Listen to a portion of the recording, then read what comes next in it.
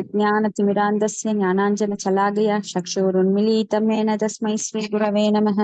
श्रीचैतन्यमनोभीष्टं स्थापितं येन भूतले स्वयं रूपगदामाह्यं ददाति स्वपदान्तिकं। वन्देऽहं श्रीगुरो श्रीयुतपदाकमलं श्रीगुरून् वैष्णवांश्च श्रीरूपं साग्रजातं सगणरघुनाथान्वितं तं सजीवं सात्वैतं सावधूतं परिजनसहितं कृष्णचैतन्यदेवं श्रीराधाकृष्णपादान् सगणललिता श्रीविशाखान्वितांस। हे कृष्णा करुणा सिन्धो दीनबन्धो जगत्पते गोपेश गोपिकान्त राधाकान्त नमोऽस्तुते। तप्त काञ्चन गौराङ्गी राधा वृन्दावनेश्वरी वृषभानुसुते देवी प्रणमामि हरिप्रिये।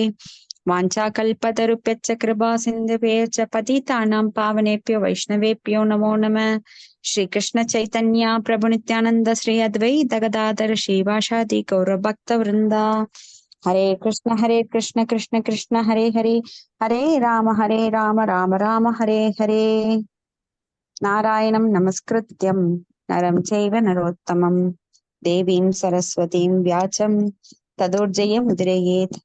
नष्टप्रायेषु अभद्रेषु नित्यं भागवत सेवया भगवति उत्तमश्लोके भक्तिर्भवति नैष्टकी। मुखं करोति वाचालं पुङ्गुं लङ्गाय देगिरिं यत्कृपातमहं वन्दे गुरुं दीनतारिणं परमानन्दं माधवं श्रीचैतन्येश्वरम्। ॐ नमो भगवते वासुदेवाय, ॐ नमो भगवते वासुदेवाय, ॐ नमो भगवते वासुदेवाय। இன்னைக்கு காண்டம் 1 அத்தியாயம் 18 பிராமண சிறுவனால் பரிசித்து சபிக்கப்படுதல். பதம் 12 கரெக்டுங்களா மாதாஜி? கரெக்டுங்க. ஓகே. நமஸ்தே மாதாஜி. நமஸ்தே. ஹரே கிருஷ்ணா. ஹரே கிருஷ்ணா மாதாஜி. ஹரே கிருஷ்ணா. பதம் 12 கர்மணி அஸ்மின் அனாஸ்வாசே தூமதூம்ராத்மனாம் பவான் ஆபாயயதி கோவிந்த பாத பத்மாசவம் மது. ஹரே கிருஷ்ணா. யார் படிக்கிறீங்க மாதாஜி? நான் படிக்கிறேன் மாதாஜி. மொழிபெயர்ப்பு பொருளுரை ஆசா பக்தி வேதாந்த சாமி பிரபாதிக்கு ஜெய்.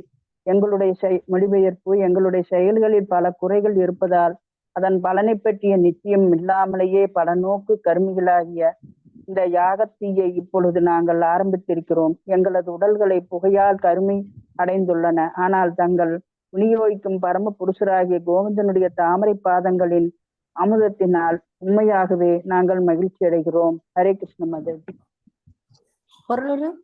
பொருளுரை படிங்க மாதாஜி. சரி. பொருளுரை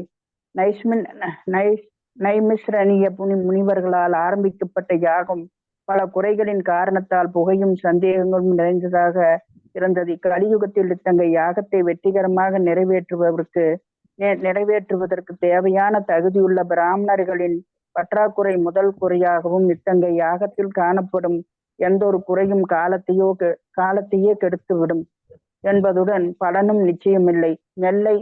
நெல்லை பயிரிடுவதால் கிடைக்கும் நற்பலனை தெய்வாதீனமான மலையை பொறுத்துள்ளது. எனவே பலன் நிச்சயமில்லை. அதன் போலவே கலியுகத்தில் நடத்தப்படும் யாகத்திற்கும் பலன் நிச்சயமில்லை. பேராசை கொண்ட கலியுக பிராமணர்கள் நிச்சயமில்லாத இத்தகைய யாகங்களை செய்யும்படி பாமர மக்களை தூண்டுகின்றனர். கலியுகத்தில் பகவான் நாம சங்கீர்த்தனத்தை தவிர நற்பலனுக்கு வேறு யாகம் இல்லை என்று வேத கட்டளை இவர்கள் வெளிப்படுத்துவதில்லை. சூதகோசமி முனிவர்களின் சபையில் பகவானின் உன்னதமான செயல்களை பற்றி விளக்கி கொண்டிருந்தார். அவர்களும் உன்னதமான செயல்களை பற்றி கேட்பதன் பலனை உண்மையாகவே உணர்ந்தறிந்தனர். உணவு உண்பதால் விளையும் பலனை ஒருவரால் உணர முடிவதைப் போலவே எதையும் ஒருவரால் உண்மையாக உணர முடியும். இப்படித்தான் ஆன்மீக தன்னுணர்வு செயற்படுகிறது. நைமிசரணிய முனிவர்கள் யாகத்தீயன் புகையால் உண்மையாகவே துன்புறுகின்றனர். பலனும் சந்தேகத்திற்கு இடமாக இருந்தது. ஆனால் தன்னுணர்வு பெற்றவரான சூதகோசமியை போன்ற ஒருவரிடமிருந்து கேட்பதால் அவர்கள் முற்றிலும் திருப்தி அடைந்தனர். கலியுகத்தில் பல வகையான கவலைகளால் ஆட்கொள்ளப்பட்டுள்ள மக்கள் பலன் கருதும் செயலிலும் தத்துவ கற்பனையாலும் ஈடுபட்டு சக்தியை வீண்விரயம் செய்கிறார்கள். ஆனால் அவர்கள் பக்தி தொண்டில் ஈடுபடும் போது சக்தியில் நஷ்டமில்லை என்பதுடன் பலனும் நிச்சயம். அதாவது பகவானின் பக்தி தொண்டு இல்லாமல் ஆன்மீக தன்னுணர்வுக்காகவோ பௌதீக நன்மைக்காகவோ செய்யப்படும் எதுவுமே வெற்றி அளிக்காது. ஹரே கிருஷ்ண மாதாஜி. ஹரே கிருஷ்ண மாதாஜி. அப்போ பக்தி தொண்டு எவ்வளவு முக்கியமானது நீங்க சொல்லப்படுது. ஹரே கிருஷ்ணா மாதாஜி, எல்லாம் மியூட் போட்டுக்கோங்க.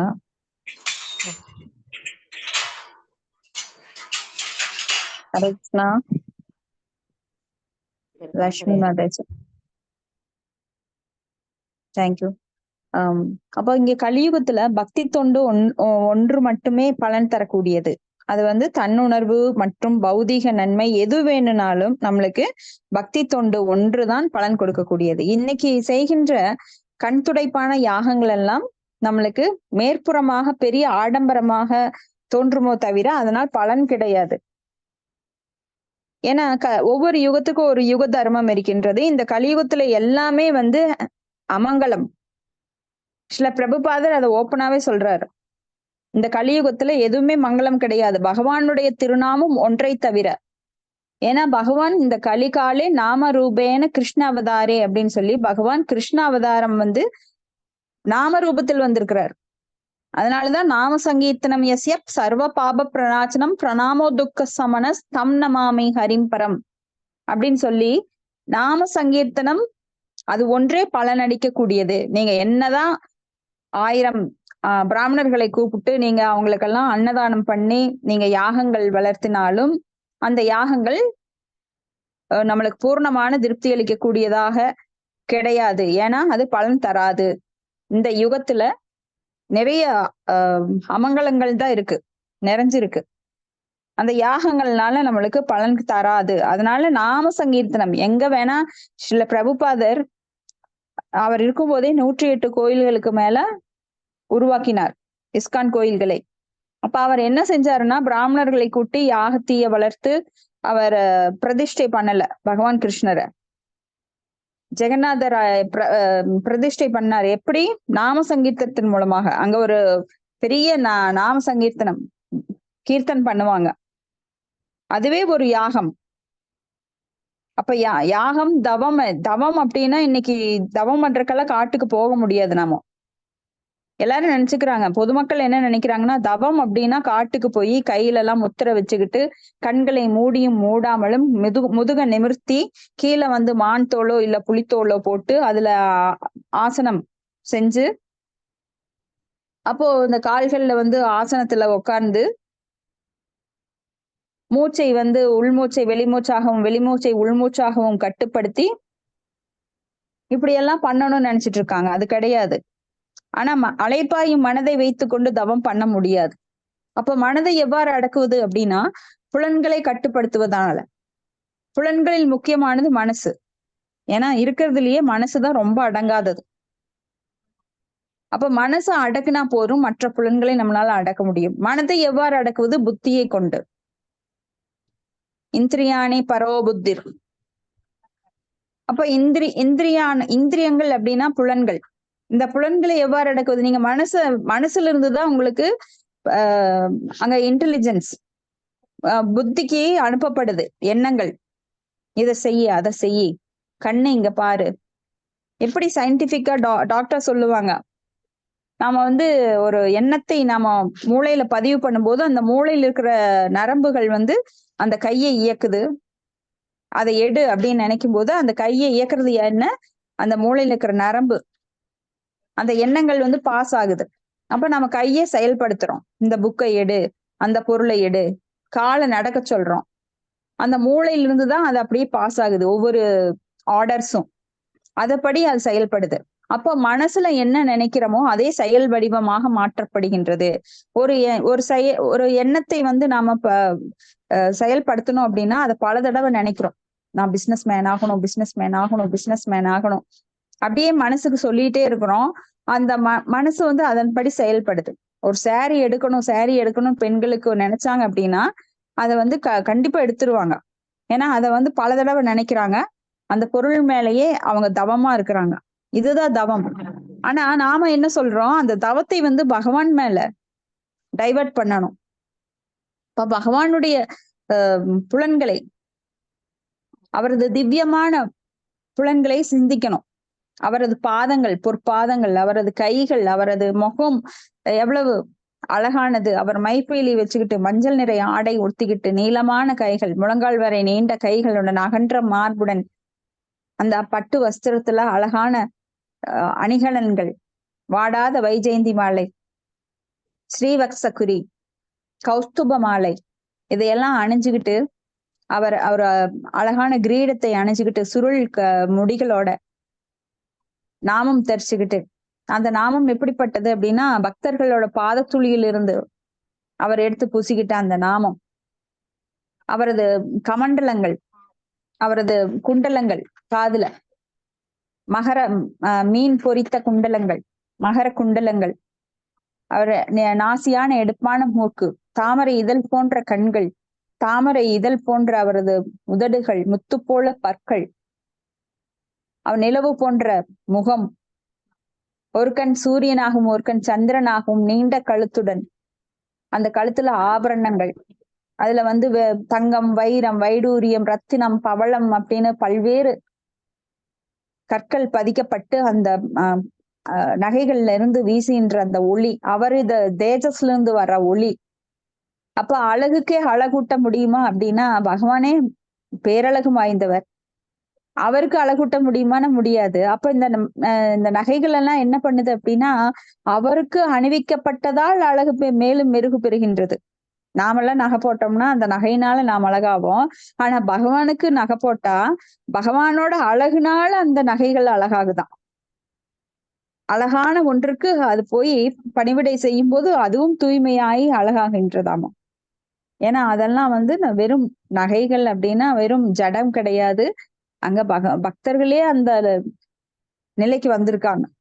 பகவானோட உடம்புல படுற அளவுக்கு அவங்க வந்திருக்காங்க. அப்போ அவ கால் சலங்கைகள், கையில காப்புக்கள், இப்படி அவருடைய அழகானது கோடி மன்மதனியும் தோல்வி பெற செய்யும் தெய்வீகமான அழகு. அதரம் மதுரம் நாம பார்த்திருக்கோம். அவர் பேச்சு இனிமை, அவரது செயல் இனிமை, அவரது தோற்றம் இனிமை, அவரது நடை இனிமை, அவரது கண்கள் இனிமை, அவரது அதரம் இனிமை அப்படின்னு சொல்லி நாம பார்த்திருக்கோம். இப்போ பகவானுடைய அழகு சொல்லி மாளாது. கண் கண்டேன் கண்ணையே கண்டேன், கால் கண்டேன் காலையே கண்டேன் சொல்லி ஒரு பாட்டு பார்த்தாங்க அப்படின்னா கோபிகள் அதுலயே கண்ணு நிலை குத்திடுமா. ஏன்னா முழு அழகையும் கோபிகளால ருசிக்க முடியாதான். ஸ்ரீமதி ராதாராணி அன்னை மட்டும்தான் பகவான் முழுசா பார்க்க முடியுமா. மத்தவங்க எல்லாம் வந்து ஒரு உறுப்பு இல்லையே. ஏன்னா பகவானுடைய ஒவ்வொரு உறுப்புகளும்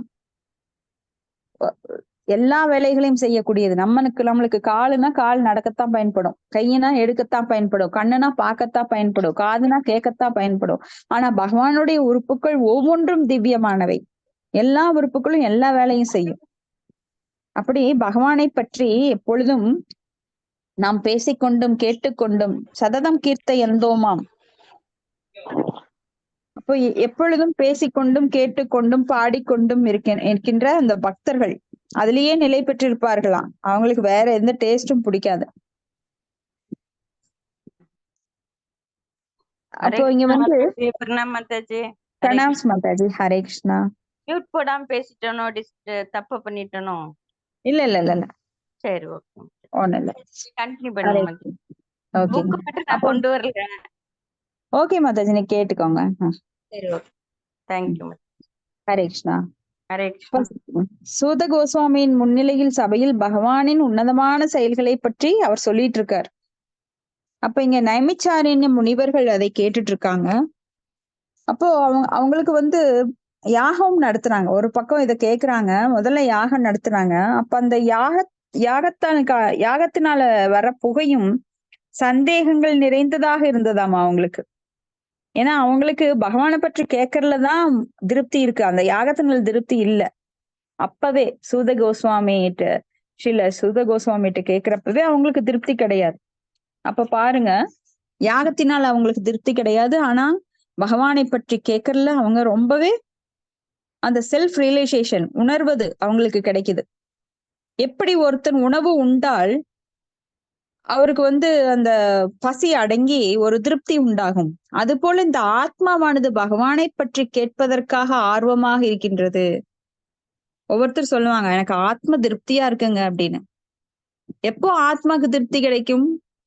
இப்ப உடலுக்கு நாம உணவு கொடுக்கிறோம். ஆனா ஆத்மாவுக்கு என்ன கொடுக்கணும்? பகவானை பற்றிய செய்திகளை, கதை, அவரை பற்றிய புகழ், லீலை, குணம், அவரது அவதாரங்கள், சகாக்கள் இவற்றை பற்றி பேசும்போதுதான் ஆத்மாக்கு திருப்தி கிடைக்குது. அப்ப ஆத்ம திருப்தி என்பதுதான் ரொம்ப முக்கியம். உடலை வந்து நம்ம எத்தனை திருப்தி பண்ணாலும் அந்த தேவை நிறைவடைவதே கிடையாது. சாகும் வரைக்கும் பசி இருந்துட்டே தான் இருக்கும், நோய் இருந்துட்டே தான் இருக்கும். எது உங்களுக்கு திருப்தி பண்ண முடியும்? உடல்ல எது எப்பவுமே திருப்தி ஆகாது. ஆனா ஆத்மாவை உன்னால திருப்தி பண்ண முடியும். எப்படின்னா பகவானுடைய நாமம், குணம், லீலைகளை பற்றி பேசும்போது. பதம் 13. துலாயாமலவேனாபி ந ஸ்வர்க்கம் ந புனர்பவம் பகவத் சங்கி சங்கஸ்ய மர்த்யானாம் கிம் உதாசிசக. நான் படிக்கிறேன் மாதாஜி. படிங்க மாதாஜி. மொழிபெயர்ப்புடைய தெய்வத்ராசா பக்தி வேதாந்த சுவாமி சில பிரபாதேஜி. பகவத் பக்தருடன் கொள்ளும் கடநேர தொடர்பின் மதிப்பை சொற்கலோகங்களை அடைவதுடனோ அல்லது பௌதிகத்திலிருந்து முக்தியடைவதுடனோ ஒப்பிட முடியாது.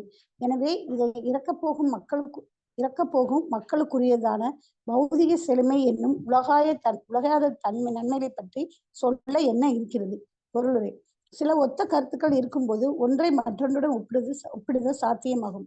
தூய பக்தருடனான தொடர்பை பௌதிகமான எதனுடன் ஒப்பிட முடியாது. பௌதிக இன்பத்திற்கு அடிமையானவர்கள் சந்திரன், வெள்ளி மற்றும் இந்திரலோகம் போன்ற சொற்கலோகங்களை அடைய விரும்புகின்றனர். பௌதிகமான தத்துவ கற்பனைகளில் முன்னேறியவர்கள் பௌதிக பந்தத்திலிருந்து விடுபட்டு முக்தியடைய விரும்புகின்றனர். எல்லா வகையான பௌதிக முன்னேற்றத்திலும் ஒருவன் தோல்வியடையும் போது அவன் எதிர்வகையான முக்தியை விரும்புகிறான். இது அபுனர்பவ அல்லது மறுபிறவி இல்லா நிலை என்று அழைக்கப்படுகிறது. ஆனால் பகவானின் தூய பக்தர்கள் சொற்கலோக இன்பத்தையோ பௌதிக பந்தத்தில் முக்தியடைந்த நிலையையோ விரும்புவதில்லை. அதாவது பகவானின் தூய பக்தர்களுக்கு சொற்கலோக இன்பங்கள் நிலையற்ற மாயா தோற்றங்களை போன்றவையாகும். அவர்கள் பௌதிக இன்ப துன்பங்களிலிருந்து விடுபட்டு இருப்பதால் ஜட உலகில் இருக்கும் போதே உண்மையான முக்தியடைந்த நிலையில் உள்ளனர். அதாவது பகவானின் தூய பக்தர்கள் ஜட உலகிலோ அல்லது ஆன்மீக உலகிலோ இருந்தாலும் அவர்கள் எப்பொழுதும் பகவானின் உன்னத அன்பு தொண்டிலேயே ஈடுபட்டுள்ளனர் என்பதையே இது குறிக்கிறது. அரசாங்க ஊழியர் ஒருவர் அலுவலகத்திலோ வீட்டிலோ அல்லது வேற எந்த இடத்திலோ இருந்தாலும் அவர் எப்பொழுதும் ஒரே மாதிரியாக இருக்கிறார். அதே போலவே பகவானின் உன்னத தொண்டில் முழுமையாக ஈடுபட்டுள்ள ஒரு பக்தருக்கு பௌதிகமான எதனுடனும் சம்பந்தமில்லை. அவருக்கு எவ்வித பௌதிக சம்பந்தமும் இல்லை என்பதால் உடல் அழியும் போது அழிந்துவிட போகும் அரச பதவியை போன்ற பௌதிக நன்மைகளால் அவர் என்ன சுகத்தை அடைய போகிறார்? பௌதிக தொண்டு நித்தியமானது, அது ஆன்மீகமானது என்பதால் அதற்கு முடிவில்லை. எனவே ஒரு தூய பக்தரின் ஆசி பௌதிக ஆசியிலிருந்து முற்றிலும் வேறானது என்பதால் இவ்விரண்டை ஒப்பிட்டு பார்க்க முடியாது. சூத கோசாமி பகவானின் தூய பக்தர் என்பதால் நைமிசாரணி முனிவர்களுடனான அவரது சங்கம் இணையற்றதாகும். பௌதிக உலகில் பெரும் பௌதிகவாதிகளுடன் சகவாசம் கொள்வது உண்மையாகவே கண்டிக்கப்படுகிறது. பௌதிகவாதி யோசித் சங்கி எனப்படுகிறார். அதாவது பௌதிக சிக்கலில் பெண்களுடனும் பிறவற்றவுடனும் அவன் அதிக பற்று கொண்டவன் என்பது இதன் பொருளாகும். இத்தகைய பற்று கட்டுப்பாட்டுக்கு உட்பட்டது என்பதால் இது வளமான வாழ்வை வெளியேற்றி விடுகிறது. ஆனால் பாகவத சங்கி அல்லது எப்பொழுதும் பகவானின் நாமம், உருவம், குணங்கள் போன்றவைகளுடன் தொடர்பு கொண்டிருப்பவர் இதற்கு எதிரானவர் ஆவார். வழிபாட்டுக்குரியதும் புகழுக்குரியதுமான இந்த தொடர்புகள் எப்பொழுதும் விரும்பத்தக்கதாகும். இதைத்தான் ஒருவர் வாழ்வின் மிக உயர்ந்த நோக்கமாக ஏற்றுக்கொள்ள வேண்டும். ஹரே கிருஷ்ணன். தேங்க்யூ மாதாஜி. ஹரே கிருஷ்ண மாதாஜி. தேங்க்யூ மாதாஜி. அப்போ பகவத் பக்தர்கள் என்றுமே பகவானுக்கு தொண்டு செய்வதையே விரும்புகிறார்கள், பக்தி தொண்டில் ஈடுபட்டிருப்பதையே விரும்புகிறார்கள். அதனால அவங்க பௌதிக பந்தத்திலிருந்து விடுபட்டு இருக்கிறார்கள். அவங்க உடல் வேணா இங்க இருக்கும், ஆனா அவங்க உள்ளம் எப்பொழுதுமே, ஆத்மா எப்பொழுதுமே பகவானின் சங்கத்தையே விரும்புகின்றது, பக்தர்கள் சங்கத்தையே விரும்புகின்றது. அப்ப இவங்கெல்லாம் வந்து ஜீவன் முக்தா அப்படின்னு சொல்லப்படுறாங்க. அப்ப இவங்களுக்கு உடல் எங்கிருந்தாலும் சரி, ஸ்வர்கோ அபகர் நரகேஷு அபி துல்யாத்த தர்ஷனக அப்படின்னு நாராயண பராக அப்படின்னு சொல்லி அந்த ஸ்லோகம் நம்ம பார்த்திருக்கோம். அப்போ இவங்களுக்கு எல்லாமே ஆரம்பத்துல, அதாவது பகவத் பக்தர்களுடைய சங்கம் ஒரு க்ஷண நேரம், இங்க துலாயாம லவேனாவி ந ஸ்வர்க்கம் ந புனர்பவம் பகவத் சங்கி சங்கசிய பகவத் சங்கி சங்கசி, அதாவது பக்தர்களுடைய சங்கம், அந்த தொடர்புல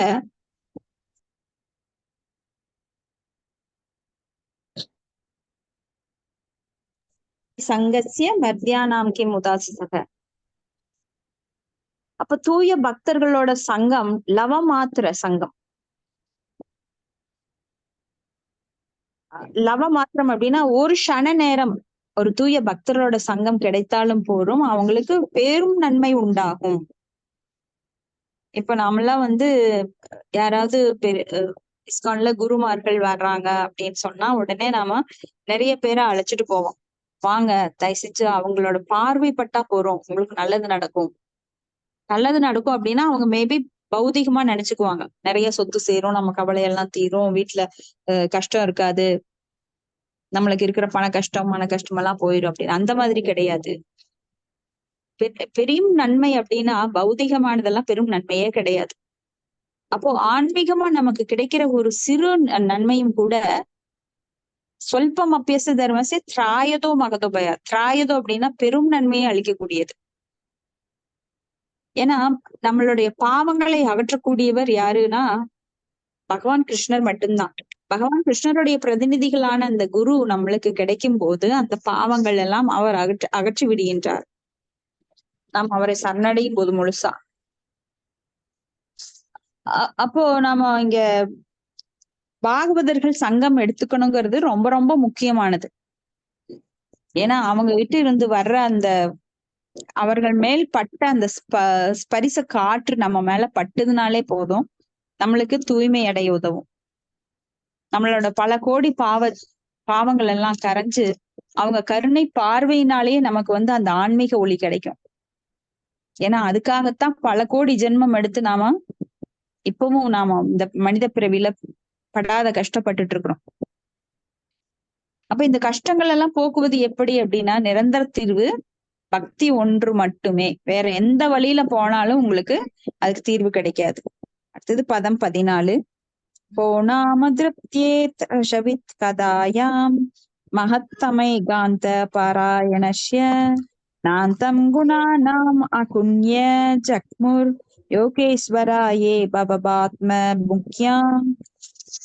மாதாஜி நான் படிக்கிறேன் மாதாஜி. படிங்க மாதாஜி.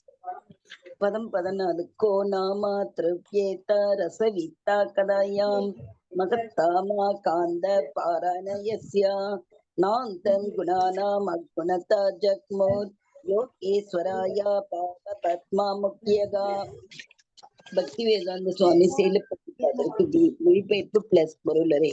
பரமபுருஷரான பகவான் கிருஷ்ணரை கோவிந்தன் மிக சிறந்த தேவராசிகளுக்கும் தனிப்பட்ட புகலிடமாக விளங்குகிறார்.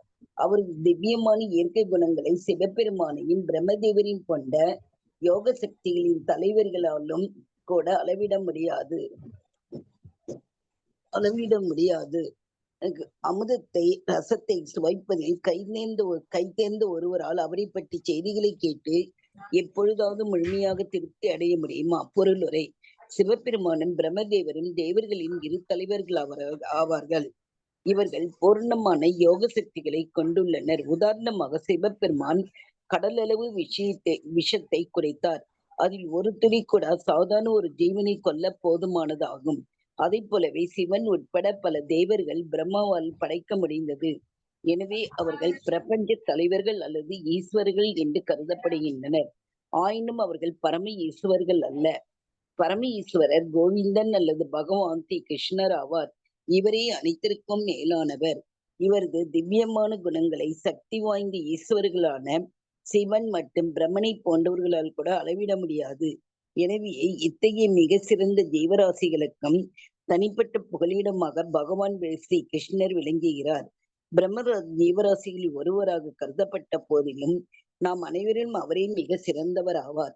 எனவே ஜீவராசிகளிலே மிக சிறந்தவராக இருப்பவர் ஏன் பகவான் ஸ்ரீ கிருஷ்ணரை பற்றி உன்னதமான விஷயங்கள் அளவுக்கு அதிகமான பட்டு வைத்திருக்கிறார். ஏனெனில் அவர் எல்லா இன்பங்களுக்கும் உட்டாக உள்ளனர். எல்லா பொருள்களுக்கும் ஏதோ ஒரு சுவையை அனுபவிக்க அனைவரும் விரும்புகின்றனர். ஆனால் பகவானின் உன்னத அன்பு தொண்டில் ஈடுபட்டிருப்பவர்களால் எல்லையற்ற இன்பத்தை அனுபவிக்க முடியும். பகவான் எல்லையற்றவர். அவரது நாமம், குணங்கள், லீலைகள், பரிவாரம் போன்ற அனைத்தும் எல்லையற்றவை. அவற்றை அனுபவிப்பவர்களும் அவைகளை எல்லையற்ற அளவுக்கு அனுபவிக்கின்றனர். இருப்பினும் அவர்கள் போதுமென்னு திருப்தி அடைவதே இல்லை. இவ்வுண்மை பத்ம புராணத்தில் உறுதி செய்யப்படுகிறது. ரமந்தே யோகினோ நந்தே சத்ய ஆனந்தா சித்த ஆத்மனி இதி ராமோ பதனோ சௌபரம் பிரம்மாவி தீயதே. யோகிகள் பரமசத்தியத்தில் இருந்து எல்லா எல்லையற்ற இன்பங்களை பெறுவதால் பரமசத்தியமான பரமபுருஷர் ராமரி என்றும் அறியப்படுகிறார். இத்தகைய திவ்யமான உரையாடல்களுக்கு முடிவே இல்லை. பௌதிக விஷயங்களில் திட்டம் உண்டு, ஆனால் ஆன்மீக விஷயங்களில் திகட்டில் ஏற்படுவதே இல்லை. சூத கோஸ்வாமி நைமசரண்யா முனிவர்களின் முன் ஸ்ரீ கிருஷ்ணரை பற்றி வர்ணங்களை தொடர விரும்பினார். முனிவர்களும் அவர் பேசுவதை தொடர்ந்து கேட்பது என்றும் அவர்களது ஆவலை வெளிப்படுத்தினார். பகவானும் அவரது குணங்களும் உன்னதமானவை என்பதால் இத்தகைய சம்பாஷணைகளில் தூய்மையடைந்து சபையோரில் கேட்கும் ஆவலை தூண்டுகின்றன. ஹரே கிருஷ்ண மாதாஜி, தேங்க்யூ. ஹரே கிருஷ்ணா மாதாஜி, தேங்க்யூ மாதாஜி. அப்ப ரமந்தே ராமா அப்படிங்கிற வார்த்தை இன்பம் அளிக்கக்கூடியது. எல்லையற்ற இன்பமுடையவரான அந்த பரமபுருஷ பகவானை பற்றி பேசும்போது எல்லா ஜீவராசிகளும் இன்பம் அடைகின்றது. மற்ற எதை பற்றி பேசினாலும் அவையெல்லாம் சலிப்படையக்கூடியவை. நேற்றைய பேப்பர் இன்னைக்கு யாராவது வாசிப்பாங்களா? நேற்றைய ஒரு மாசத்துக்கு முன்னாடி வந்த குமுதமோ ஆனந்த விகடமோ யாராவது படிப்பாங்களா? தூக்கி போட்டுட்டு போயிட்டு அடுத்ததை எதிர்பார்ப்பாங்க. ஒரு பழைய சினிமாவை எத்தனை தடவை பார்க்க முடியும்? புதுசா எதிர்பார்ப்பாங்க. அப்ப இந்த பௌதிகத்துல எல்லாமே சலிப்படையக்கூடியது. ஆனா ஆன்மீகத்துல இன்னைக்கும் நாம பகவான் வெண்ணையுண்ட கதையை பேசிட்டே இருக்கிறோம், பகவான் திருடின கதையை பேசிட்டே இருக்கிறோம். ஆனா அது என்றும் சலிப்படைவதே கிடையாது. ஏன்னா ஆன்மீகம் என்றுமே இனிமையானது. எல்லா இன்பங்களுக்கும் ஊற்றாக இருக்கின்ற அந்த பகவானை பற்றி பேசும்போது அந்த சுவை நமக்கு கிடைக்குது.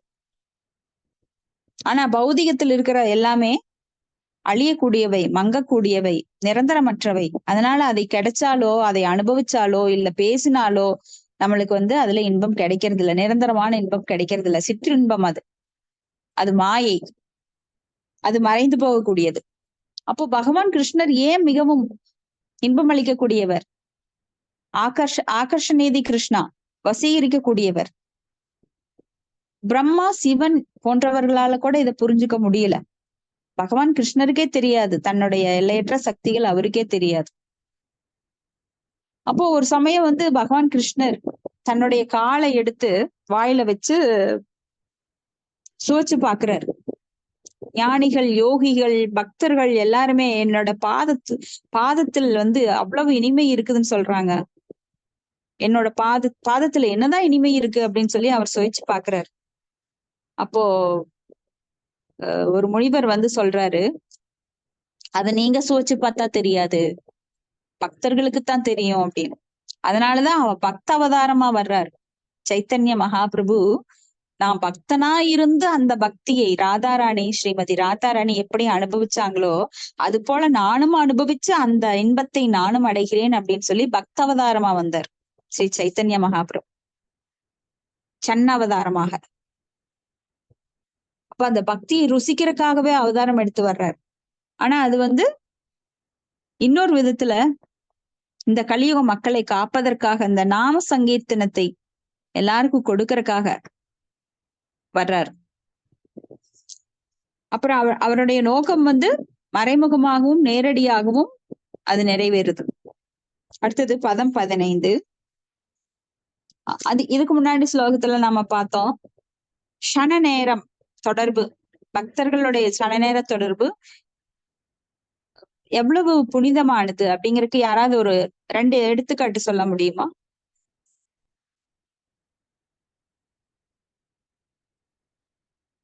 ஹரே கிருஷ்ணா. மாதாஜி மறுபடியும் இருக்க சொல்லுங்க மாதாஜி, எனக்கு கொஞ்சம் கட் ஆயிருச்சு. பக்தர்கள் நவமாத்திர சங்கம், பக்தர்களோட துலாயாம லவேனாபி நஸ்வர்க்கம் நா புனர்பவம் பகவத் சங்கி சங்கசிய, பகவத் பக்தர்களுடைய சங்கம், க்ஷண நேர சங்கம், ஒரு நிமிஷம் ஆனாலும் சரி அது அவங்களுக்கு பெரும் பலனை தரும். இப்ப திடீர்னு போய் ஒரு பெரிய பக்தரை பாக்குறீங்க, அவருடைய தரிசனம் எடுக்கிறீங்க, அந்த காலத்துல எல்லாம் மகான்கள் வந்தாங்க அப்படின்னா மக்கள் எல்லாம் உடனே கூடிடுவாங்க தரிசனம் எடுக்கிறதுக்கு. இந்த காலத்துல எல்லாம் போலி சாமியார்கள் நிறைய வர்றாங்க, அதனால அது மதிப்பே போயிடுச்சு. யாரு நல்ல பக்தர்கள், யாரு உண்மையான பாகவதர்கள்னு தெரியாம மக்கள் குழப்பத்துல யாரையும் தரிசனம் பண்றதுக்காக அவ்வளவு ஒண்ணும் சீரியஸா போடுறது இல்ல. இருந்தாலும் நிறைய மக்கள் போலி சாமியார்களை பார்த்து கூட அவங்க வருகைக்காக காத்து கிடந்து அவங்களை தரிசிக்கிறாங்க. இதுல உண்மையானவங்களும் இருக்காங்க.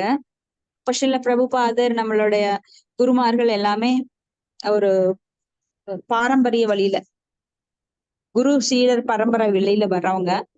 அவங்களையெல்லாம் தரிசனம் பண்றதுனால என்ன நம்மளுக்கு நன்மை கிடைக்குது? இதுக்கு யாரு உதாரணம்?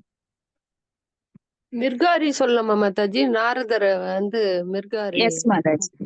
எஸ் துருவர் கூட மிர்காரி. நாரதரை அப்புறம் பார்த்துக்க உண்டு தானே அவருக்கு அட்வைஸ் பண்ண தொட்டு தானே துருவனுக்கு அவருக்கு லோகம் கிடைச்சது, துருவலோகம். துருவருக்கும் லோகம் கிடைச்சது.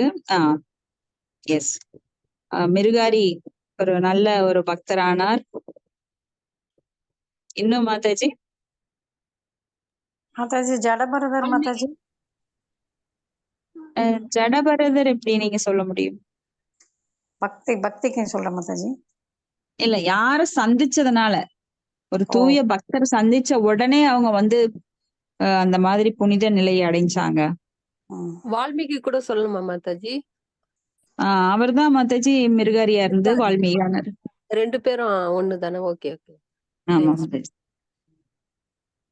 பக்த பிரகலாத மகாராஜ் நாரதர் சந்திச்சனாலதானே மாதாஜி பக்தரான. பிரகலாதர் அசுர குடும்பத்துல பிறந்த ஒரு அசுரரா இருந்தாலும் அவர் நாரத முனிவரோட சங்கத்தினால தூய பக்தரானார். இன்றைக்கும் வரலாறு போற்றும் ஒரு பெரிய பக்தரா அவர் போற்றப்படுகிறார். Mataji Jagai Madhai Mataji. Yes Mataji. Very good. Jagai Madhai Shri Nityananda பிரபுவும் நான் ஹரிதாஸ் தாக்கூரும் போய் சந்திச்சதுனால அவங்க தூய பக்தர்கள் ஆனாங்க. அவங்களோட பாவங்கள் அப்படியே முழுசா அழிக்கப்பட்டது. வெரி குட் மாதாஜி, எல்லாருமே நல்லா சொன்னீங்க. பதம் 15. சாரி, பதம் 15. தன்னோ பவான் வை பகவத் பிரதானோ மகத்தமை காந்த பாராயணஸ்ய ஹரேருதாரம் சரிதம் விசுத்தம் சுஷ்ரூஷதாம் நோ விதனோது வித்வன். ஹரே கிருஷ்ண மாதாஜி, நான் படிக்கிறேங்க. படிங்க மாதாஜி. ஹரே கிருஷ்ண. மொழிபெயர்ப்பு. சூத கோஸ்வாமியே, பரமபுருஷர் தங்களுடைய வழிபாட்டிற்குரிய முக்கிய பொருளாக இருப்பதால் தாங்கள் சிறந்த அறிஞராகவும் பகவானின் தூய பக்தராகவும் விளங்குகிறீர்கள். எனவே பௌதீக கருத்துக்களுக்கெல்லாம் அப்பாற்பட்ட பகவானின் லீலைகளை பற்றி கேட்டறிய நாங்கள் ஆவல் கொண்டிருப்பதால் தயவு கூர்ந்து அவற்றை விவரிக்க வேண்டுகிறோம்.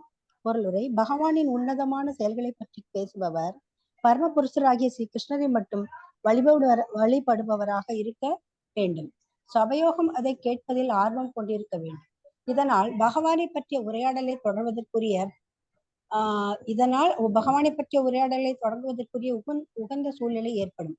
பேசுவதை வாழ்க்கை தொழிலாக கொண்டவர்களும் பௌதீக சிந்தனை கொண்ட சபையோரும் இத்தகைய உரையாடல்களால் உண்மையான நன்மையை அடைய முடியாது. இத்தகைய பேச்சாளர்கள் வயிற்றுப்பழிப்புக்காக பாகவதம் பேசுகின்றனர்.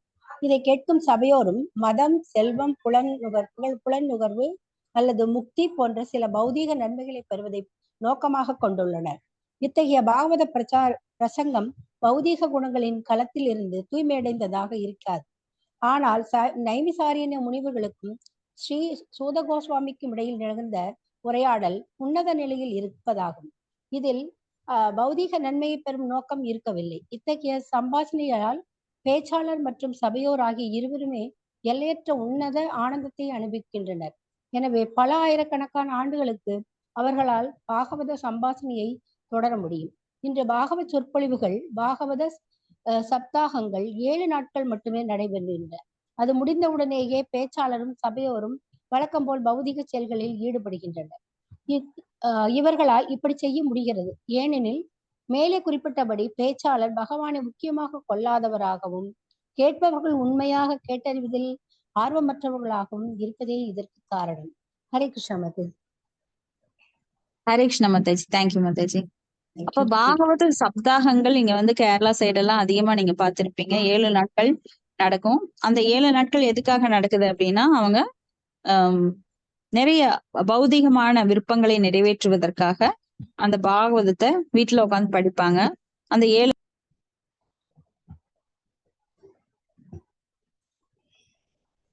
हरे कृष्ण माताजी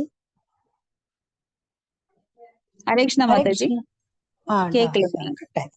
கட்டாயிடுச்சு. சரி, மியூட் விழுந்துருச்சு. அப்போ பாகவத சப்தாகம் அப்படிங்கிறது அது பலன் தராது. 7 நாட்கள்ல பாகவதம் நீங்க 18 புத்தகங்களை படிக்க முடியுமா? 12 கேண்டோ, 18,000 ஸ்லோகங்கள் இருக்கு. 18,000 ஸ்லோகங்களை யாராலையும் 7 நாட்கள்ல படிக்க முடியாது. அப்ப அவங்க என்ன பண்ணுவாங்க, சில அம்சங்களை மட்டும் எடுத்து அங்க கொஞ்சம், இங்க கொஞ்சம், அங்க கொஞ்சம் அப்படி பேசுபவர்கள் சில சமயம் பாத்தீங்கன்னா சில இடங்கள்ல அந்த சம்பவம் நடக்குது. போய் இடைவேளையில கொஞ்சம் ரெஸ்ட் எடுக்கிறேன்னு சொல்லி வெளியில போவாங்க. அந்த கேப்ல போய் வெத்தலை பாக்கெல்லாம் போட்டுட்டு எனக்கு அது இல்லாம இருக்க முடியாதுங்க. அதே நேரத்துல அவங்க டீ காஃபி எல்லாம் சாப்பிடுவாங்க அந்த சப்தாகங்கள்ல. இதெல்லாம் வந்து முறையற்ற செயல். ஏன்னா பாகவதம் படிப்பது என்பது நாம என்ன சொல்றோம், நாம டீ காஃபி நான்வெஜ் எல்லாம் அவாய்ட் பண்ணணும், மது மாது மாமிசம் சூது இது எல்லாம் அவாய்ட் பண்ணணும். இதெல்லாம் வந்து தர்மத்தின் 4 தூண்கள். தர்மத்தை கடைபிடிக்கணும் அப்படின்னா இதுக்கு அடிப்படை இதெல்லாம். அப்ப இந்த அடிப்படை இல்லாதவங்க கூட பாகவதம் பேசுறாங்க, அதனால எந்த பலனும் விளையறது இல்ல. அந்த பாகவதம் முடிஞ்சதுக்கு அப்புறம் அவங்க லட்சக்கணக்கான பணங்கள், ஆயிரக்கணக்கான பணங்களை வாங்கிட்டு போயிடுறாங்க. அப்போ அப்படி பேசுபவர்கள் யாருக்கு ஒப்பிடப்படுறாங்கன்னா விலை மாதுக்கு ஒப்பிடப்படுறாங்க. இப்ப பாகவதம் என்பது தூய பாகவதரிடம் இருந்து கேட்க வேண்டும். அப்ப அவர் வந்து புத்தக பாகவதம் இருக்கு, பக்தர் பாகவதம். அவ பக்தர் பாகவதத்திலிருந்து நாம கேட்கணும். புத்த பாகவதத்தை பற்றி அவர் வந்து எல்லாவற்றையும் அறிந்திருப்பார். அந்த பக்தர் பாகவதரிடமிருந்து பாகவதத்தை கேட்க வேண்டும். ஏன்னா அவங்க எந்த குணத்துல சொல்றாங்களோ அந்த குணம்தான் அடுத்தவங்களுக்கு போகும். அப்ப சத்துவ குணத்துல இருக்கிறவங்க கிட்ட கேட்கும் போது மட்டும்தான் அந்த பாகவதன் பலன் தரும். ரஜகுணத்திலும் தமோ குணத்திலும் இருக்கிறவங்க கிட்ட நாம கேட்கும் போது அது இந்த காதுல வாங்கி அந்த காதுல போயிடும். ஆனா தூய பாகவதரிடம் இருந்து கேட்கும் போது அந்த காதுகள்ல தேன் பாய்வது போல அது நம்ம ஹிருதயத்துக்குள் பாய்ந்து அங்க வந்து ஒரு மாற்றத்தை ஏற்படுத்துகின்றது. அப்ப அந்த ஹிருதயத்துல தூய்மையை, அந்த நம்மளுக்கு வந்து அந்த உணர்வுல தூய்மையை உண்டாக்குது. அப்ப தூய உணர்வு உள்ள பாகவதரிடமிருந்து பாகவதத்தை கேட்க வேண்டும். அதுதான் உண்மையான பலனை கொடுக்கும். ஒரு ட்ராக் மாறினாலும் சரி, அதாவது ஒரு பால், ஒரு அண்டா பால்ல ஒரு சொட்டு விஷம் இருந்தாலும் பரவாயில்ல நான் குடிச்சுக்கிறேன்னு சொல்லி நீங்க குடிப்பீங்களா? மாட்டோம். அது போல ஒரு பாகவதர் அல்லாதவரிடமிருந்து நீங்க வேறொன்றை கேட்கும் போது அவங்க வந்து உங்களை ட்ராக் மாத்திடுவாங்க. அது தெரியாது நம்மளுக்கு. நாம உண்மையை நினைச்சிட்டு கேட்போம். அதுல ஒரு துளி அவங்க வந்து பாதை மாறினாலும் அது நம்மள வந்து மிகப்பெரிய அபாயத்தை ஏற்படுத்தக்கூடியது. அப்ப வந்து திடீர்னு அவங்க வந்து அருவத்தை பேச ஆரம்பிச்சிருவாங்க இடையில. அப்ப ஞானிகளா இருப்பாங்க.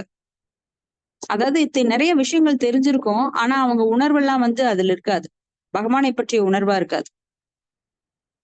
அப்ப அந்த உணர்வு, சத்துவகுண உணர்வு இல்லாதவர்களிடமிருந்து பாகவதம் கேட்பதால் என்ன நம்மளுக்கு லாபம்? Waste of time. அப்போ நிறைய நாம சொற்பொழிவுகளை கேட்கிறோம். நிறைய நாடகங்கள், மேடை பேச்சுக்கள், விவாதங்கள், அரசியல்வாதிகளோட பேச்சுக்கள், டீக்கடையில பேச்சுக்கள், இப்படி அர்த்தமற்ற பேச்சுக்கள் எல்லா பக்கம் நடக்கும். ஈவன் பாகவதத்தை எடுத்துட்டு கூட பேசுறவங்க என்ன பண்ணுவாங்கன்னா பகவத்கீதையில் இருக்கிற விஷயங்கள் எல்லாம் பேசுவாங்க. நிறைய தத்துவங்களை பேசுவாங்க, உண்மைகளை பேசுவாங்க. ஆனா அதையெல்லாம் நான் சொல்றேன் அப்படின்னு அவங்க வந்து புகழ் தேடிக்குவாங்க. ஆக்சுவலா எந்த ஒரு நல்லதுமே, இங்க நல்ல விஷயங்களுமே எல்லாம் பகவானுக்கு சொந்தமே தவிர நமக்கு சொந்தம் கொண்டாட இங்க எதுவுமே கிடையாது. இப்ப பகவத்கீதையில இருக்கிற தத்துவங்களை எல்லாம் எடுத்து பேசிக்கிட்டு அவர் தான் என்னமோ ஏற்றுற மாதிரி, அவர் தான் சொல்ற மாதிரி எல்லாத்தையும் மாத்திடுவாங்க. ஆனா எல்லாமே பகவானுக்குரியது. அப்ப இந்த காப்பி அடிக்கிற மாதிரி அதுல இருந்து எல்லாம் எடுத்துக்கிட்டு விட்டு விட்டா எடுத்துக்கிட்டு மேடை பேச்சாளர்கள் அதை வந்து தங்களுக்கு ஒரு புகழ் தேடிக்கிறதுக்காக அவங்க போய் ரொம்ப பிரச்சாரம் பண்ணிட்டு இருப்பாங்க. அவங்களா சொந்த கருத்து பேசுற மாதிரி. அடுத்தது பதம் 16. சவை மகாபாகவத பரிஷித் ஏனா பவர்காக்கியம் அதப்ர புத்தி ஞானேன வையா ஷகி சப்திதேன வேஜகேந்திர துவஜ பாதமூலம். ஹரே கிருஷ்ணா. யார் படிக்கிறீங்க? படிங்க நானே மாதாஜி. படிக்கிறேன் மாதாஜி. படிங்க. மொழிபெயர்ப்பு.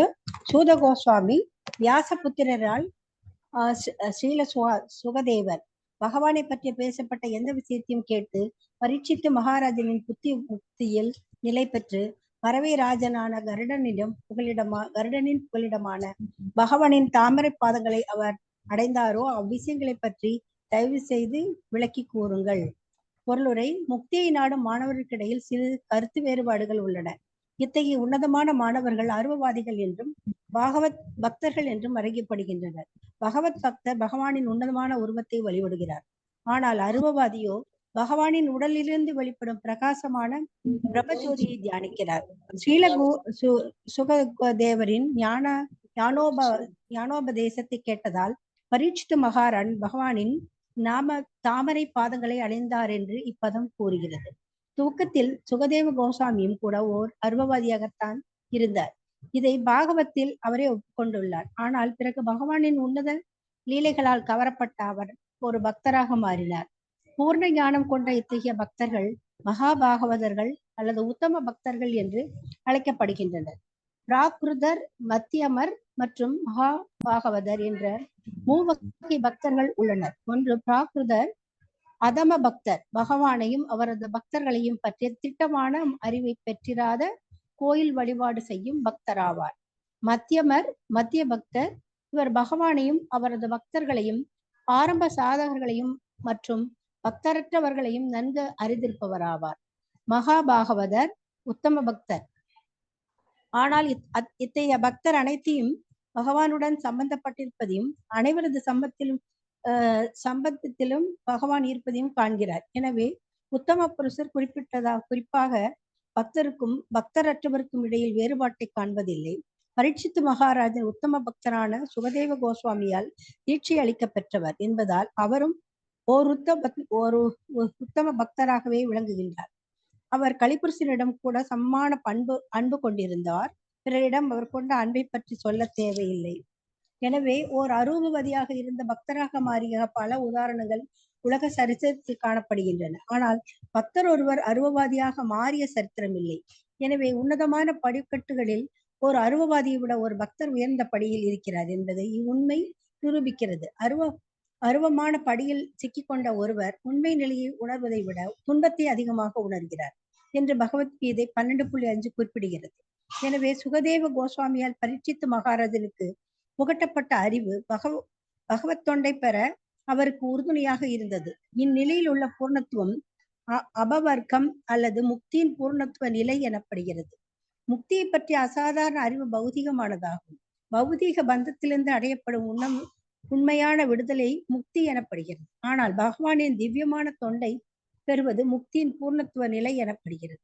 இந்நிலை அறிவாலும் துறவாலும் அடையப்படுகிறது. இதை முன்பே நாம் விளக்கியுள்ளோம். பாகவதம் 1.2.12. சுகதேவ கோஸ்வாமியால் புகட்டப்பட்டதை போன்ற பூர்ண அறிவு பகவானின் உன்னத தொண்டை அடையும் பலனை தருகிறது. ஹரே கிருஷ்ண மாதாஜி. தேங்க்யூ.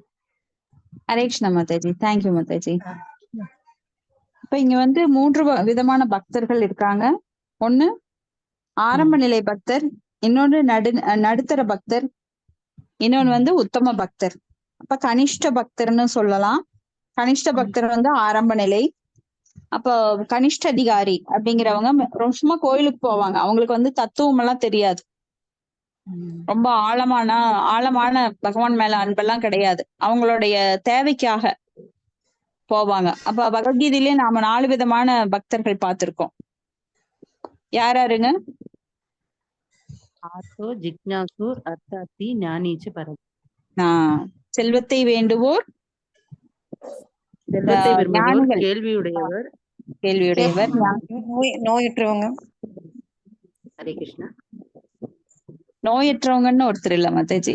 மாதாஜி, துன்பப்படுவாங்க. துன்பப்படுபவர்கள், துன்பப்படுறவங்க பகவானை நாடுவாங்க. செல்வத்தை விரும்புபவர்கள் பகவானை நாடுவாங்க. கேள்வியுடையவர்கள் பகவானை நாடுவாங்க.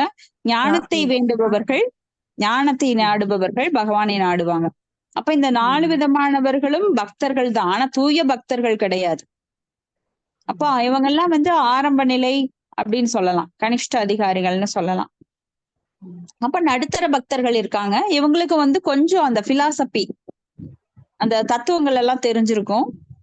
ஆனா அவங்க வந்து டிஃபரன்ஸ் பார்ப்பாங்க. இவங்க வந்து நம்மளுக்கு வேண்டப்பட்டவங்க, பக்தியில வருவாங்க, பக்தியில நல்ல நிலைக்கு வருவாங்க, இவங்களை அப்ரோச் பண்ணலாம். அப்ப இவங்க வேண்டாதவங்க, ஏன்னா பகவானை பற்றியோ பக்தர்களை பற்றியோ இவங்க வந்து ரொம்ப இழிவா பேசுறாங்க, அதனால இவங்க கூட நம்மளுக்கு வேண்டாம், சவகாசமே வேண்டாம்னு ஒதுக்கிடுவாங்க. ஆனா உயர்ந்த பக்தர் வந்து யாருகிட்டையும் வித்தியாசம் பாக்குறது கிடையாது. வித்யாவினய சம்பன்னே பிராமணே கவிஹஸ்தினி சுனி சைவச்ச மகாபாகேச பண்டிதாக சமதர்ஷனக அப்படின்னு சொல்லி அவர் புற உடலுக்கு எல்லா உயிர்வாளிகளையும் சமமா பாக்குறாரு. எறும்பு, பறவை, மீன், நாய், புலி, பூனை, மனிதன் அப்படின்னு புறத்தோளை வந்து அவர் பாக்குறது கிடையாது. உள்ள ஆத்மாவையும் பரமாத்மாவையும் பாக்குறாரு. அதனால அவர் எந்த வித்தியாசமும் இல்லாம எல்லா ஜீவராசிகளும் ஒரே மாதிரி அவர் ட்ரீட் பண்றாரு. அவருக்கு யார் மேல கோபமும் கிடையாது, யார் மேல அன்பும் கிடையாது. ரொம்ப பிடிச்சவங்களும் கிடையாது, பிடிக்காதவங்களும் கிடையாது. விருப்பு வெறுப்பு என்ற இருமைகளை கடந்த, துவந்தங்களை கடந்த ஒரு ஞானியா, ஒரு பக்தனா, தூய பக்தனா அவர் இருக்கிறார். அப்ப அவர் வந்து ரொம்ப உத்தம நிலை, உத்தம பக்தர். அந்த உத்தம பக்த நிலையில தான் இப்போ பரீட்சித் மகாராஜா இருக்காரு. ஏன்னா அவர் உத்தம பக்தரிடமிருந்து அவர் தீட்சை பெற்றதால். ஸ்ரீல சுகதேவ கோஸ்வாமியிடமிருந்து அவர் தீட்சை பெற்றிருக்கார்.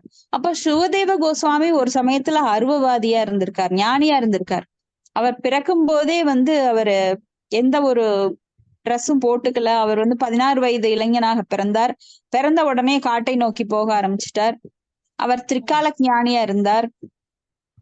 அப்போ அவர் வந்து திகம்பரரா 4 திக்குகளையே வாடையாக அணிந்திருந்தார். அவர் வந்து நம்மள மாதிரி உடையை பருத்தியாலான ஆடையோ இல்ல நூலாலான ஆடையோ அணியல. ஆனா திகம்பரரா இருந்தார், ஞானியா இருந்தார், பெரும் ஞானியா இருந்தார். அப்ப காட்டை நோக்கி போகும்போது அவங்க அப்பா கூப்பிட்டாரு சுகதேவ கோஸ்வாமிய, மகனே மகனே மகனே மகனேன்னு. ஆனா அவர் திரும்பியே பார்க்கல. ஏன்னா அவருக்கு அம்மா அப்பாங்கிற பந்தம் எல்லாம் தாண்டி அதையும் கடந்த நிலையில அவர் இருந்தார். அப்ப அவ காட்டுக்கு போய் தவம் பண்ண போறப்போ அவங்க அப்பாக்கு என்ன பண்றதுன்னு தெரியல. ஏன்னா இவர் வந்து ஞானியா இருக்காரு, இவர் முழுமையா பக்தர் ஆகலையே அப்படிங்கிற ஒரு கவலை. அவர் நம்மளுக்கு உட்கார்ந்து நம்மளை பார்க்கலையே, சாப்பாடு போடலையேன்னு கவலை இல்லை. நாளைக்கு நம்மளை பாக்குறதுக்கு யாரு இருக்கிறா அப்படின்னு நம்மள மாதிரி நினைக்கல. ஆனா இன்னும் பக்தன் ஆகலையே, அறகுறையா இருக்கானே, வெறும் ஞானியா மட்டும் இருக்கானே, இவனை பக்தன் ஆக்கணுமே, பக்தியில தானே முழுமையடைய முடியும். மற்ற எந்த நிலைகளும், ஞானமாகட்டும் தியானமாகட்டும், தியான யோகி, ஞான யோகி, ஹட யோகி, அஷ்டாங்க யோகி, இவங்கெல்லாம் முழுமையடையாத நிலையில், பக்குவமற்ற நிலையில் இருக்கிறாங்க. எப்ப பக்தி தொண்டு வர்றாங்களோ, நம்ம யோகா லேடர்ல பார்க்கலாம். எந்த யோகமானாலும், கர்ம யோகமானாலும், அது ஞான யோகமானாலும், அது அஷ்டாங்க யோகமானாலும், அது கடைசியா என்ன படியை மிதிக்கணும், பக்தி யோகம் எனும் படியை மிதிச்சா மட்டும்தான் கோலோக பிருந்தாவனத்துக்கு போக முடியும். அப்ப எப்படி இவனை பக்தனாக்குறதுன்னு சொல்லி தன்னுடைய சீடர்களை அனுப்பி அவங்க வந்து பாகவதத்தின் பாடல்களை பாடினாங்க. அஹோபதீயம் தனகால கூடம் அப்படின்னு சொல்லிட்டு, அந்த பூதனா என்கின்ற அரக்கி கூட பகவானுக்கு பால் கொடுக்கணும்னு நினைச்சதுனால அந்த தாயோட அந்த பாவத்தை ஏத்துக்கிறா, தெரியாமலோ தெரிஞ்சோ ஏத்துக்கிட்டதுனால பகவான் அவளுக்கு அந்த சாருஜ்ய முக்தியை தர்றார். அந்த பாடலை அவங்க பாடும்போது உடனே இவர் அப்படியே கண்கள்ல கண்ணீர் வழியா, இது எங்கிருந்து எடுத்தீங்க இந்த பாடலை, இத நான் கேட்கணுமே அப்படின்னு சொல்லப்போ, உங்க தந்தை தான், வியாசதேவர் தான் இந்த பாகவதத்தை தொகுத்துட்டு இருக்காரு, அவர்கிட்ட இருந்துதான் நாங்க படிச்சோம் அப்படின்னு சொல்லும்போது இவர் திரும்ப போய் தந்தைகிட்ட இருந்து பாகவதம் ஃபுல்லா கேட்டு தூய பக்தரா மாறிட்டார். அதே மாதிரிதான் சனத்குமாரர்கள் 4 பேரும் முதல்ல வந்து அவங்களுக்கு அந்த பக்திங்கிற உணர்வு இல்ல. அரூபதிகளா இருந்தாங்க. ஆனா அவங்க துளசியோட நறுமணத்தை நுகர்வதனாலேயே அவங்க வந்து நுகர்ந்ததாலேயே அவங்க வந்து தூய பக்தர்களாக மாற்றப்பட்டார்கள். அப்ப ஆரம்ப காலத்துல அருவவாதிகளா இருந்தவங்க எல்லாருமே தூய பக்தர்களா மாறுவதற்கு பகவான் வாய்ப்பு தர்றார். ஒரு அருவவாதியை விட ஒரு பக்தர் உயர்ந்த படியில் இருக்கிறார். அப்ப அருவவாதிகள் வந்து கீழே தான் இருக்காங்க. என்னதான் ஆயிரம் ஆண்டுகள் அவங்க தவம் செய்தாலும், பகவானுடைய பிரம்மஜோதியை அடைந்தாலும் அதுவும் ஒரு பக்தி நிலைதான். ஆனா அது முழுமையான நிலை கிடையாது, பூர்ணமானது கிடையாது. ஆனால் பகவானின் திவ்ய தொண்டை பெறுவது முக்தியின் பூரணத்துவ நிலை எனப்படுகிறது. இந்நிலை அறிவாலும் துறவாலும் அடையப்படுகிறது. அப்ப அறிவை வந்து யூஸ் பண்ணணும். எல்லார்கிட்டயும் அறிவு இருக்கு. ஆனா அது வந்து எவ்வளவு தூரம் நாம முழுமையா யூஸ் பண்றோமோ அப்பதான் நம்ம வந்து அந்த பூரணத்தை அடைய முடியும். நாம வந்து அருவவாதத்தை எடுத்துக்கிட்டு அறகுறையா யூஸ் பண்ணலாலோ இல்ல கர்மகாண்டிகளா இருந்தாலோ அந்த அறிவு பூர்ணமற்றது. என்னதான் நீங்க இப்ப IAS IPS படிச்சிருந்தாலும் அது பூர்ணமற்ற அறிவு தான். நீங்க எவ்வளவுதான் படிக்க முடியும்? அந்த படிக்கிறதுனோட விளைவு என்ன? இந்த ஜென்மத்துக்கு நீங்க சம்பாதிக்க முடியும், உடலை காப்பாத்திக்க முடியும். ஆனா ஆன்மாவை காப்பாத்த முடியுமான்னு கேட்டா முடியாது. அப்ப நீங்க அவங்களுக்கு பேரு ஆத்மஹா, ஆத்மாவை அழிப்பவர்கள் அப்படின்னு பேரு. இப்ப சுகதேவ கோஸ்வாமியால் புகட்டப்பட்டதை போன்ற பூர்ண அறிவு பகவானின் உன்னத தொண்டை அடையும் பலனை தருகின்றது. அப்ப சில சுகதேவ கோஸ்வாமி இந்த பாகவதத்தை நம்மளுக்கு கொடுத்திருக்கிறார் அப்படின்னா இது வந்து முழுமையை நம்மளுக்கு தருது. இந்த பாகவத புத்தகத்தை தவிர வேற எந்த நீங்க புத்தகத்தை நீங்க படிச்சாலும் இந்த முழுமையை நீங்கள் அடைய முடியாது. அடுத்தது பதம் 17. தன்ன பரம் புண்ணியம் விருதார்த்தம் ஆக்ஞாமத்யபுத யோகனிஷ்டம் ஆக்ஞாஹி அனந்தாச்சரிதோபபன்னம் பாரிஷிதம் பாகவதா பிராமம். ஹரே கிருஷ்ணா. யார் படிக்கிறீங்க மாதாஜி? ஹரே கிருஷ்ணா. நானே படிங்க மாதாஜி. மொழிபெயர்ப்பு. தூய பக்தர்களுக்கு பிரியமானதும் பரீட்சித்து மகரனுக்கு உபதேசிக்கப்பட்டதும் பக்தியோகம் நிறைந்ததும் தூய்மைப்படுத்துவதும் ஒப்பற்றதுமான அந்த எல்லையற்றவரின் கதையை தயவு செய்து எங்களுக்கு கூறுங்கள். பொருளுரை. ஸ்ரீமத் பாகவதம் பரீட்சித்துக்கு மகாராஜனுக்கு உபதேசிக்கப்பட்டதும் தூய பக்தர்களுக்கு மிக பிரியமானதுமாகும். இது எல்லையற்ற பரமனின் செயல்களை பற்றிய வர்ணைகளை கொண்டது என்பதால் இது பகவானின் பக்தி தொண்டு அல்லது பக்தி யோக விஞ்ஞானமாகும். இவ்வாறாக இது பரம் அல்லது உயர்ந்தது எனப்படுகிறது. ஏனெனில் இது பூர்ண அறிவையும் மத கோட்பாடுகளையும் கொண்டிருந்த போதிலும் முக்கியமான பகவானின் பக்தி தொண்டினால் இது செழிப்பூட்டப்பட்டதாக உள்ளது. ஹரே கிருஷ்ணா. ஹரே கிருஷ்ணா மாதாஜி. இப்ப இங்க பரம் அப்படிங்கிற வார்த்தை ரொம்ப முக்கியமானது. பரம் அப்படின்னா பரம் தாம, பரமம் பவான், பவித்ரம் பரமம் பவான் அப்படின்னு நாம படிக்கிறோம். பரம் அப்படின்னாலே உயர்ந்த ஒன்றை குறிப்பிடுவது. அப்போ உயர்ந்த ஒன்று என்கிறது என்ன அப்படின்னா பகவானை பற்றிய செய்திகள். அப்ப இங்க பாகவதம் வந்து பூர்ண அறிவையும் மத கோட்பாடுகளையும் கொண்டிருந்த போதிலும் பகவானின் பக்தி தொண்டில் இது செழிப்படையக்கூடியதாக உள்ளது. அப்போ பகவானோட பக்தி தொண்டினால் மட்டுமே எதுவானாலும் செழிப்படையும். நாம வந்து ஒரு பொருளை, பௌதிகமான பொருளை இப்போ ஆன்மீகத்துக்கு பயன்படும் போது அது எப்படி செழிப்படைகின்றது? அது போல. பதம் 18. சூத உவாச்ச அஹோ வயம் ஜென்ம பிருத்தோ அத்யஹ அஸ்ம விருத்தானுவிருத்யாபி விலோம ஜாதாக தௌஸ்குல்யம் ஆதிம் விதுனோதி சீக்கிரம் மகத்தமானம் அபிதான யோகः. ஹரே கிருஷ்ணா. நீங்களே படிங்க மாதாஜி. ஓகே, நானே படிக்கிறேன் மாதாஜி. மொழிபெயர்ப்பு. ஸ்ரீ சூத கோஸ்வாமி கூறினார், பகவானே, நாங்கள் கலப்படமான ஜாதியில் பிறந்திருந்த போதிலும் உயர்ந்த அறிவை பெற்றிருப்பவர்களுக்கு தொண்டு செய்து அவர்களை பின்பற்றுவதாலேயே பிறவி பயனை அடைந்தவர்களாகும். இத்தகைய மகான்களுடன் உரையாடுவதாலேயே குலத்தால் ஏற்படும் இழுக்கை ஒருவரால் உடனேயே தூய்மைப்படுத்திக் கொள்ள முடியும். பொருளுரை. சூத கோஸ்வாமி பிராமண குடும்பத்தில் பிறக்கவில்லை. அவர் ஜாதி கலப்படமுள்ள அல்லது பண்படாத ஒரு குடும்பத்தில் பிறந்தவர் ஆவார். ஆனால் சுகதேவ கோஸ்வாமி மற்றும் மகான்களான நைமிசாரண்ய முனிவர்கள் போன்றவர்களுடன் கொண்ட உயர்ந்த சகவாசத்தின் காரணத்தால் இழிகுலத்தால் ஏற்பட்ட இழுக்கு கழுவப்பட்டு உள்ளது. வேத வழக்கமான இக்கொள்கையை தான் பகவான் ஸ்ரீ சைத்தன்ய மகாபிரபு பின்பற்றினார். ஸ்ரீ சைத்தன்ய தமது உன்னதமான சகவாசத்தினால் இழிகுலத்தில் பிறந்த பலரை பக்தி தொண்டு செய்யும் நிலைக்கு உயர்த்தி அவர்களை ஆச்சாரியர்கள் ஆக்கினார்.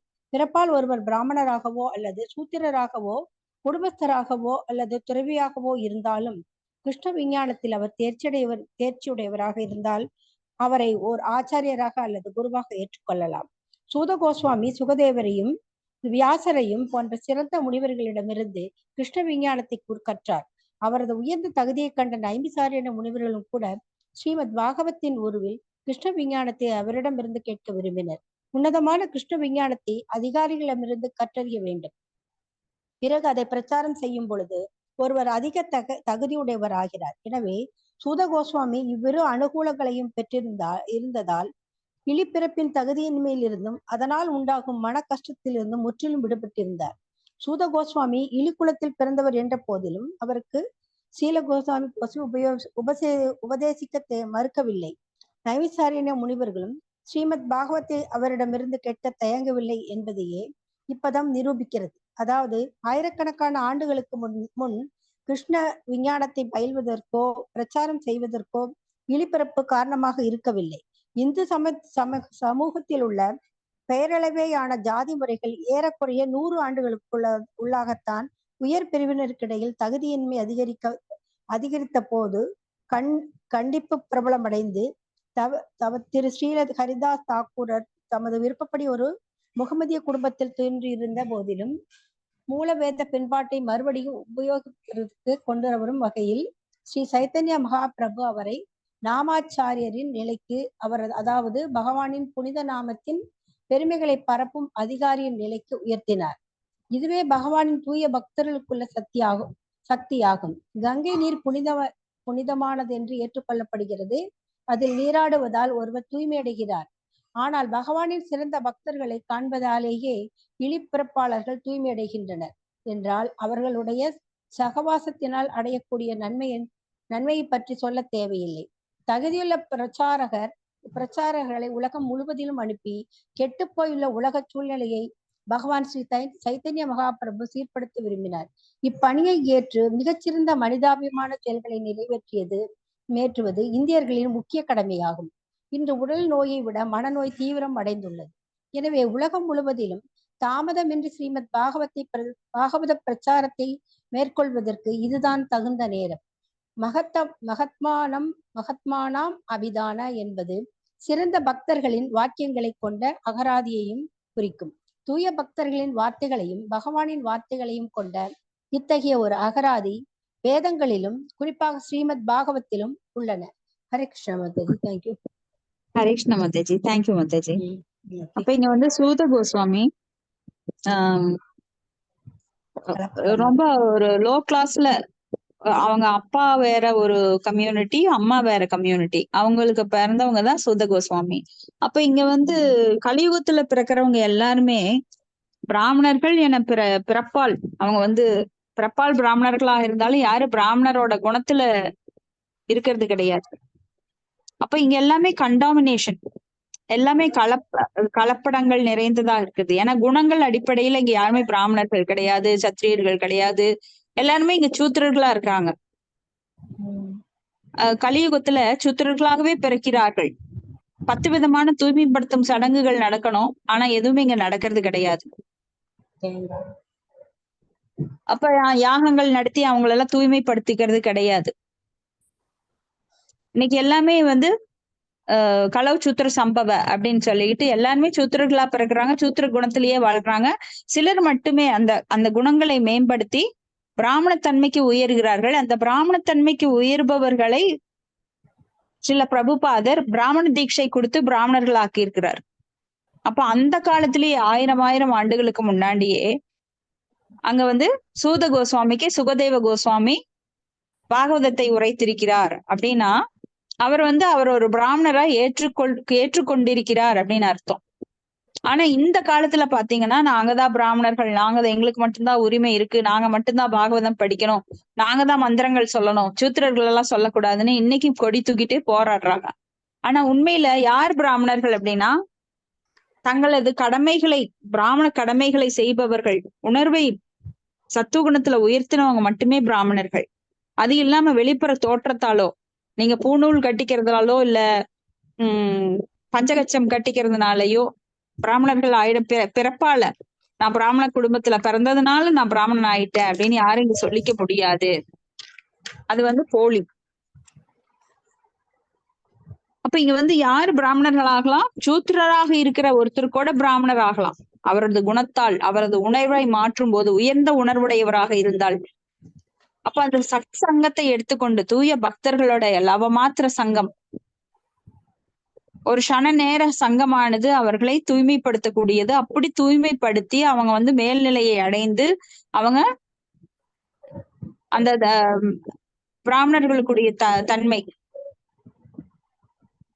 சமோதமஸ் சாந்திர் ஆர்ஜவம் ஏவச்ச அப்படின்னு நம்ம படிக்கிறோம். பிராமணர்களுக்குரிய தன்மைகள் அதையெல்லாம் வளர்த்துக்கிட்டவங்க கண்டிப்பா பிராமணர்களாக போற்றப்படுகிறார்கள்.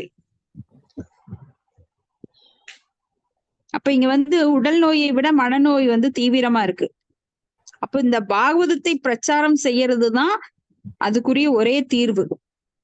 அப்போ மனசுல எல்லாரும் துன்பம் நிறைந்தவர்களா இருக்கிறாங்க. வெளியில ஆடம்பரமா இருக்கிறாங்க, பெரிய பெரிய கார் வச்சிருக்காங்க, பெரிய பங்களால இருக்காங்க. யாருக்குமே இங்க மனசுல ஒரு சஞ்சலம் இல்லாத தன்மை கிடையாது. அமைதியான சாந்தி அது கிடையாது. யாருக்கும் சாந்தி கிடையாது, அமைதி கிடையாது. அப்ப அதுக்கு என்ன ஒரு பரிகாரம் அப்படின்னா, ஸ்ரீமத் பாகவதத்தை பிரச்சாரம் செய்ய வேண்டும். மகாத்மானாம் அபிதான, இப்ப சிறந்த பக்தர்களின் வாக்கியங்களை கொண்ட அகராதிகள் அது எங்க இருக்குன்னா பாகவதத்துல. இப்ப தூய பக்தர்களின் வார்த்தைகளையும் பகவானின் வார்த்தைகளையும் கொண்ட இத்தகைய ஒரு அகராதி வேதங்களிலும் குறிப்பாக ஸ்ரீமத் பாகவதத்தில் உள்ளது. ஏன் ஸ்ரீமத் பாகவத்தை படிக்கணும் அப்படின்னா, தொடர்ந்து பகவானை பற்றிய அந்த சொற்கள் நம்ம ஹிருதயத்தில் நுழைஞ்சிட்டு இருக்கும் போது நாம் தூய்மை அடைகிறோம், நம்மை சுற்றியுள்ள சூழ்நிலைகள் தூய்மை அடைகின்றது. மேலும் பாகவதம் படிக்கிறதுனால நம்மளுக்கு நிச்சயமாக பகவானோட லோகம் நம்மளுக்கு கிடைக்கும். ஏன்னா பாகவதம் நம்மை தூய்மைப்படுத்தி மிக உயர்ந்த நிலைக்கு நம்மளை கொண்டு போகக்கூடியது. இப்ப பாகவதம் என்பது எல்லா சாஸ்திரங்களோட சாரம். நம்ம எல்லா சாஸ்திரங்களை படித்ததோட பலன் நம்மளுக்கு பாகவதம் படிக்கிறதுனால நம்மளுக்கு கிடைக்கும். ரிக், யசு, சாம, அதர்வன இதையெல்லாம் நீங்க படிச்சாலும் புரியாது.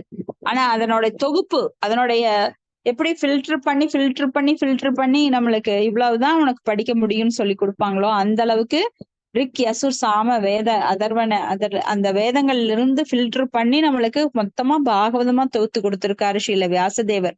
நீங்க ரொம்ப கஷ்டப்பட வேண்டாம். சோ இத படிச்சாலே போறோம். நிகம கல்பத்தரோர் கலிதம் பலம் சுகமுகா தம்ருத திரவ சம்யுதம் பிபத பாகவதம் ரசம் ஆலயம். ரசம், எல்லா ரசங்களும் இதுல இருக்கு. ரசம் ஆலயம் முகூர் அகோர புவி, முகூர் அகோர் அசிகா புவி பாபுகாக அப்படின்னு சொல்லி கிளி கொத்திய பழம். இந்த பழம் என்றும் சுவையானது. அதனால நாம எப்பவுமே இதை சுவைச்சிட்டு இருக்கலாம். இதை சுவைப்பதால் நம்மளுக்கு எந்த தீங்கும் கிடையாது, எல்லா நன்மைகளும் கிடைக்கின்றது. ஏன்னா நம்ம எல்லாரும் நன்மையை நோக்கி கொண்டே ஓடிக்கொண்டிருக்கிறோம். எங்க நன்மை கிடைக்கும், எங்க நல்லது கிடைக்கும், சாந்தி கிடைக்கும்.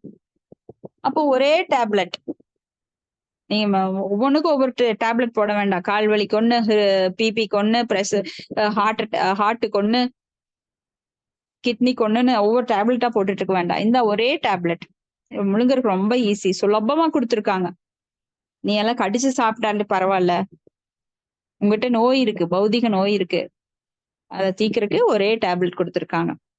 அப்ப ரொம்ப சுலபமா நம்ம பகவானை அடையும் வழி பாகவதத்தை படிப்பதன் மூலமாகவே நாம் பகவானை அடையலாம்.